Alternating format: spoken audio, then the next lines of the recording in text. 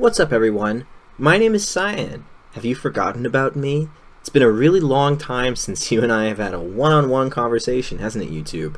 Been a lot of interviews lately and not a whole lot else, and for that, I apologize. But now, there's something juicy to talk about. There's something for me to sink my teeth into in Starcraft 2. And I'm excited for it. I'm happy to be here. I want to talk a little bit about the Starcraft 2 War Chest announcement and the details that they've given us. This has been something that people have been really excited about for a very long time in the Starcraft community. It's been a long time coming in the Starcraft community, and I've had the chance now. I've absorbed the information. The initial hype of the moment of the announcement has died down, and I've had time to digest. So I want to sit here and I want to talk to you guys a little bit about the War Chest, the good and the bad. With any announcement of anything, there is good and there is bad. So I want to take some time and I just want to talk about my opinions, and I want to give you guys some details and maybe spark some discussion with you guys, keep you guys informed. So first things first, on the off chance that maybe you're not familiar with what the War Chest is, I will put links in the description down below to their announcement video on YouTube, to their official website, and to the official blog post for the War Chest announcement. And you can go there and you can find a more in-depth explanation of what this thing is and what it means for StarCraft and what it means for the game. Basically, TLDR right now, the War Chest is StarCraft 2's very own Dota 2 compendium type thing. It's a way for fans to contribute money directly to the StarCraft 2 esports environment. The War Chest is split into 3 bundles, one for every race, and you have the option to buy all 3 as a bundle itself at a little bit of a discount. Every single solitary path costs $9.99 American, or you can get all 3 of them at once for $24.99 American. These 3 War Chest bundles for each race, what they're going to do if you buy them, they unlock progression paths that you can play StarCraft, and you get to unlock skins, you get to unlock portraits, decals, and sprays that you can use in-game. Pretty much, if you spend $9.99 USD on your favorite race, then you get an entire race reskin for that thing that you play, and that's pretty cool in my mind. Now, how you are supporting the StarCraft 2 esports infrastructure with this is Blizzard is going to take 25% of their sales from the War Chest, and they're going to add it to the BlizzCon WCS prize pool, which is currently $500,000. As time goes on, as the weeks pass, they're going to update their website, the War Chest website, to show the progress that's being made, to show exactly how much money is there week to week, showing the community exactly how much money is being raised for StarCraft 2's 2017 World Final. If the money surpasses $200,000, what Blizzard will do is they won't keep adding that to the 2017 World Finals. They'll take that money and they're going to support 2018 with it. They're going to use that money, the excess money past $200,000, to fund events and to make sure that infrastructure is tip-top, you know, what we're used to and beyond. I think that's pretty good. So before I head in here, I want to say that there is obviously good and there is obviously bad to any announcement, and there is criticism to levy at the War Chest, and there are positives about the War Chest that are worth talking about as well. So let's talk about the War Chest. Let's talk about my opinions of the War Chest here. Let's start out with some bad, too. Let's end on a high note. We'll start out with the bad, and then we'll move to the good after. So the big thing that a lot of people are kind of jumping on right now, because Total Biscuit tweeted about it, he's certainly not wrong to do so, it's the concept that you have to play games to unlock the content that you have purchased. That's not inherently appealing to a lot of people because you're exchanging money for goods, and you would really expect that to be delivered to you as the transaction occurs, right?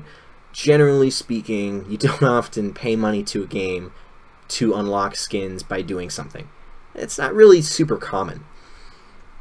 Some people might jump in here and then say, well, actually, Overwatch and Heroes of the Storm have had more than one event where you've had to play games to unlock skins and goods. That's true. That's true. The very key difference there is that those items were for free. you didn't have to play those games, you know, and you didn't unlock the items, but you weren't really losing anything. It's not like you're paying $10 for the chance to play 10 Heroes of the Storms games so you could get your Oni Genji skin. That was a free skin that you got.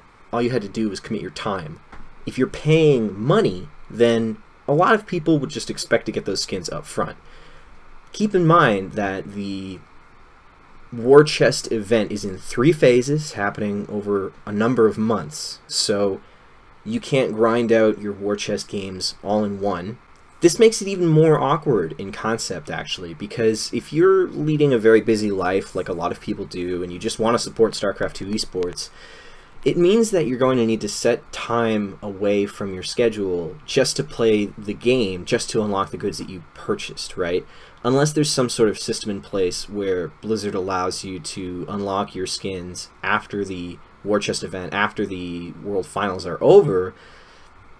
I'm not a big fan of that, actually. It doesn't seem fair to have an end date for something that people have purchased, for something that people have paid money for in a video game. That doesn't sound very right to me, actually. Not when it's skins and emojis and sprays and portraits. Like, I'm not against the idea of just delivering that content to the purchaser right away from the start of the gate. But I'll talk a little bit more about this a little later. One of my favorite things about the War Chest is Blizzard capping the 2017 prize pool with 200,000 extra dollars added from the War Chests.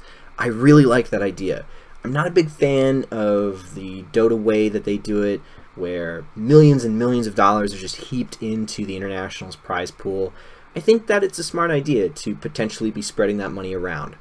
If they take that money and use it for events in 2018, though, there's a potential bit of conflict here. The conflict comes when Blizzard starts announcing their events for the 2018 year, and maybe Korea has an extra one, or maybe Circuit, WCS Circuit, has 2 extra ones compared to Korea and compared to Circuit, right?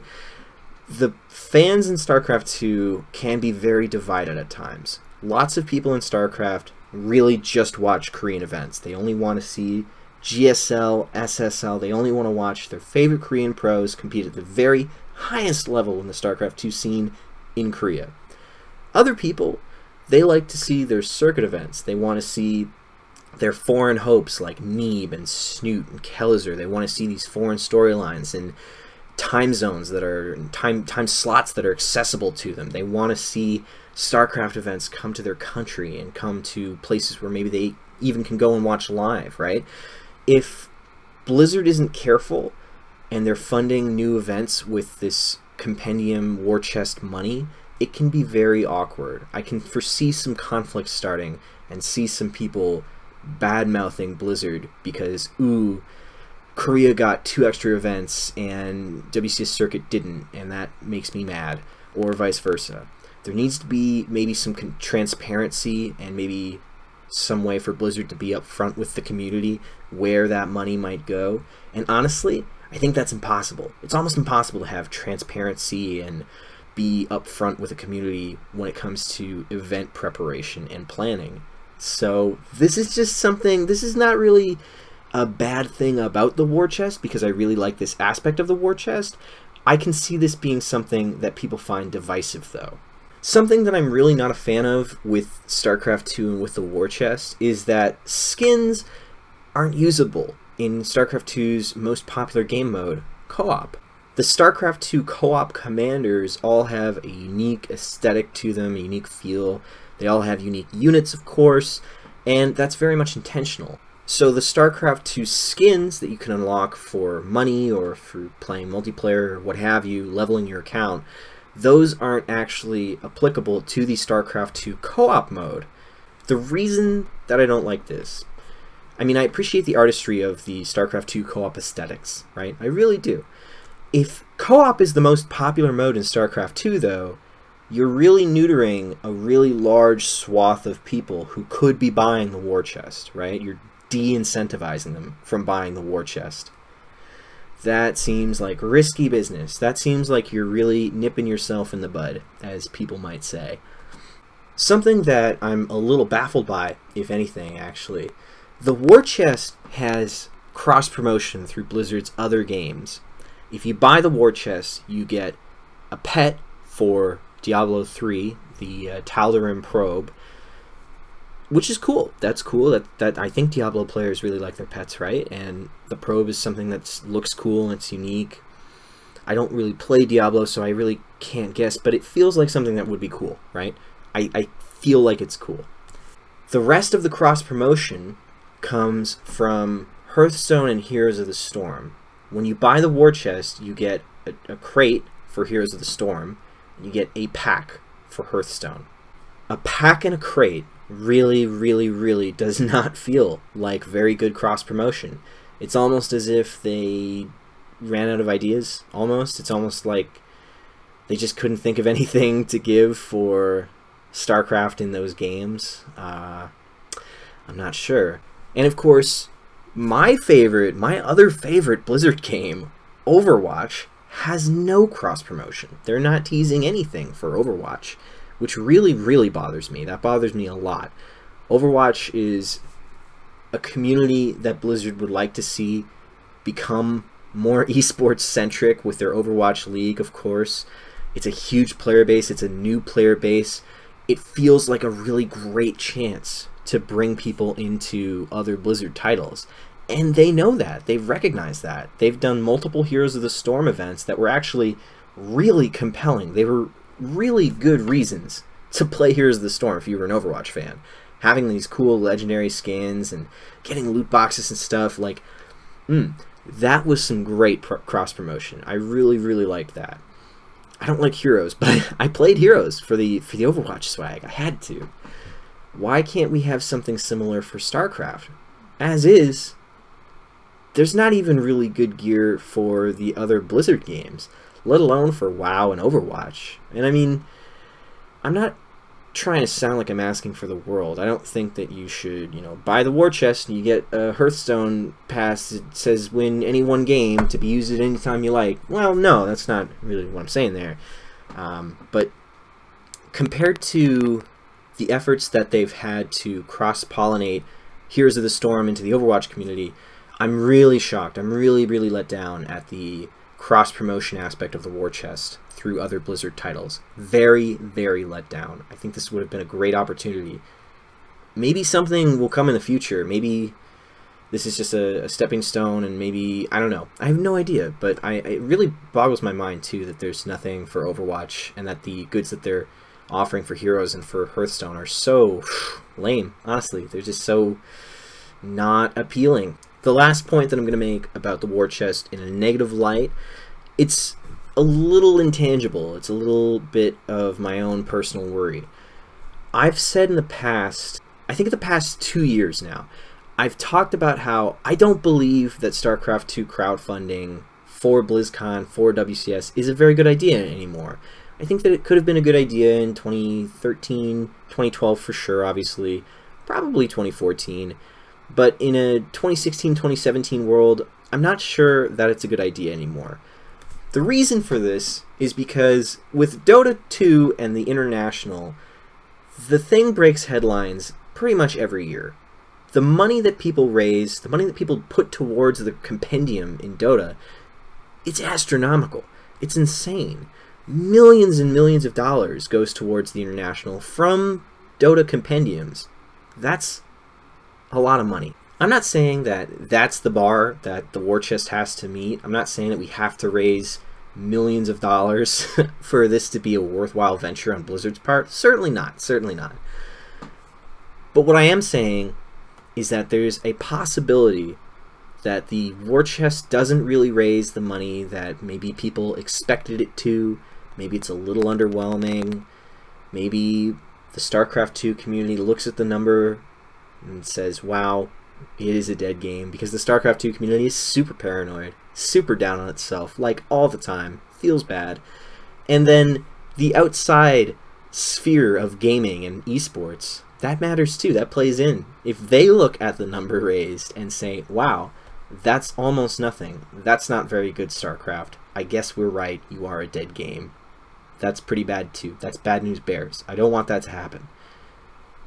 I don't know that that will happen. That's just been my assumption in recent years, because honestly, Starcraft 2 crowdfunding has been pretty weak for a number of years, actually.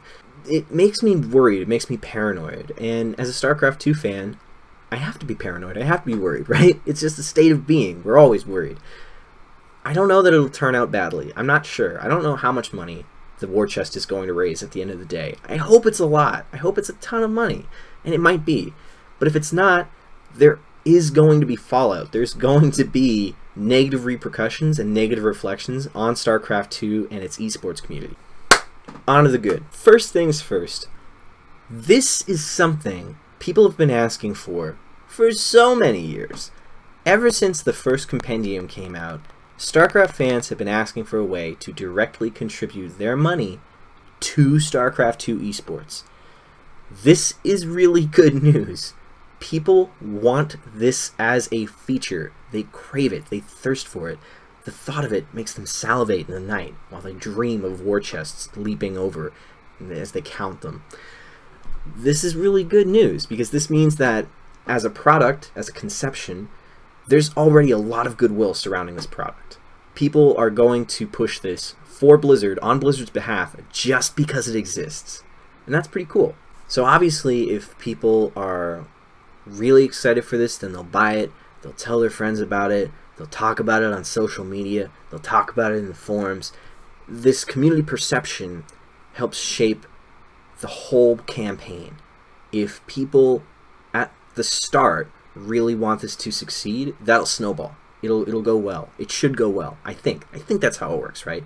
So that's great. The fact that they're finally doing this, the fact that they're giving people the option to put their money where their mouth is and finally get in there, great job.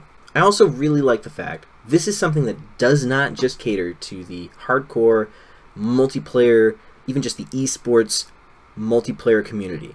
This is something that can cater to the casual fans just as much. StarCraft 2 does have a very large portion of casual players who don't really watch esports, who don't ladder. It's kind of hard to believe it sometimes, but you see on social media, you see the account activity on Blizzard's Facebook and their Twitter, and you see the way people react to different announcements. You can tell they're definitely there. This announcement and the items in the chest, it's pretty cool. People will pay money as casual fans, not really even caring about the esports side of things. I think that's really great. I think that that's selfishly very great for us. As long as casual fans feel like they're getting something out of it, then hey, awesome. Now let's revisit the concept of hiding the skins behind XP progression kind of a system. Similarly to the idea that any announcement has a good side and a bad side, but this one particular issue has a good side and a bad side. Like I've said, this is something that will cater to not just the hardcore multiplayer 1v1 ladder player base. This caters to the casual player base as well. People who don't ladder all the time, they will also buy this. People who don't even play StarCraft on the regular, they will buy this. If you lock the items behind an XP progression system, it's very possible that people will play StarCraft for the first time in a very long time, or they'll play a different kind of StarCraft from what they're used to, and they'll get reinvested. They'll get pulled back into the game. This is part of why I really want some cross-pollination with the other titles that's actually meaningful. This system does allow for the chance of a regrowing StarCraft 2 player base. Legacy of the Void, I've said it before, I say it time and time again, it's the best iteration of StarCraft. To watch, for sure, 100%. The units that are in there are super cool. I mean, it's just a fun game, right? It's a fun video game. I personally kind of prefer to play HOTS, but I recognize that StarCraft 2 Legacy of the Void is just the best one, right? If you bring people in who aren't familiar with StarCraft through products like this, then making them play the game might actually turn out to be a really good idea. It really kind of depends on where the dice falls, right? If a lot of casual fans buy into this and play StarCraft 2 for the first time in months and remember how much they love it, or find out that they love it, that's great. That's nothing but good news for us as StarCraft 2 diehards. And then maybe those people go on and watch more StarCraft 2 esports, so that's even better news. So, like there is a duality to everything in life, there's a duality to this one issue. There's a good side to it and a bad side to it. We'll see which one wins out. I already spoke to this, but one of my favorite things about this announcement is the fact that Blizzard is capping the money contributed to the 2017 prize pool. I love that, because they will take the excess money and use it to fund more events for 2018. Now, I want to put a little caveat on this, right? This is only good news if it means more events from what we had this year. There are only 4 WCS circuit events this year, and I've talked about this quite a bit. I think that's terrible. I think that's really bad news. But if we get more next year, then that's great. If we have more Starcraft to watch, that's just nothing but good news to me. And this is a chance to have more Starcraft to watch, I hope. I hope that they'll actually use this money to make new events, make extra events, rather than balance their budget, you know, for the events that were already scheduled or for already planned. Either way, though, I do like the idea of capping the prize pool for 2017. I think that's good. Spread the wealth. Spread it around. It's more sustainable, creates more longevity. It's just good news. It's good news. So for me, this is a good announcement. This is something that has the potential to seriously help StarCraft 2 esports throughout the next year and this year. That's huge, huge news for me. I'm a big fan of that. Are there issues with the War Chest? Yeah, there are. Of course there are. This is their first crack at the can. I encourage you, if you're really not about the War Chest right now and you think that it's a terrible concept and a terrible idea or terrible execution, you should go and you should check out the first Dota 2 The International Compendium back in 2013. The first compendium was pretty rough. I don't think it's that appealing. I also think that the War Chest is a little better than the first compendium. Maybe I'm biased like that, though. Maybe I just don't know Dota, and I don't. But this is a pretty good jumping off point for Blizzard. If they want to roll these out on a regular basis and they want to keep delivering this kind of content, they're going to grow. They're going to improve as they go along. They're going to be more creative as they go along. Look at the compendium now compared to the very first compendium. There was a lot of creativity and a lot of imagination that happened in between those two, right? The same thing will happen with the War Chest, I'm sure. Different services, different goods, different things can be offered through this War Chest. Blizzard is doing their very first crack at the can. And hey, maybe they had a bunch of ideas that were really off the wall, really interesting, really crazy, but they wanted to play it very safe first time out. So this video, TLDR, the War Chest for the 2017 season, the end of the 2017 season, it's not perfect. It's not. But it is a very good first run. I like it. I'm a fan of it. I hope it does really well. I can't wait to see those numbers on a weekly basis. I'm going to F5 all throughout the week. Just maybe I'll get a glitch and maybe I'll see the numbers. I can't wait for it to come in. I can't wait for the comic books that come with the story. I'm not even that into the StarCraft 2 story, but I just think that's a really cool way to encourage people to check on the different phases. I'm a fan. I'm a fan, guys. I'm a fan of this product. I'm a fan of this idea, and I hope it does well, and I hope that Blizzard can continue to improve it. Tell me what you guys think. Right now, it seems like popular consensus is pretty divided among hardcore and casual fans. If you go and you look at the announcement video on Blizzard's YouTube page, the dislike bar is actually pretty high, which I found to be surprising. Do you dislike the War Chest? Tell me why. Did I address your concerns with the War Chest in this video? Tell me what your concerns are. Maybe we can have a little back and forth in the comment section. If you're not already following me on Twitter, follow me on Twitter, follow me on Twitch. Make sure to subscribe here on YouTube as well if you want more good esports content from StarCraft 2 and from beyond. Thank you so much, guys. Check out my Patreon. I mean, I don't even know. There's so many plugs. There's so many plugs that I can make at the end of these videos. Thank you, though, for watching. Thank you for sticking through the video, and I'll see you again real soon.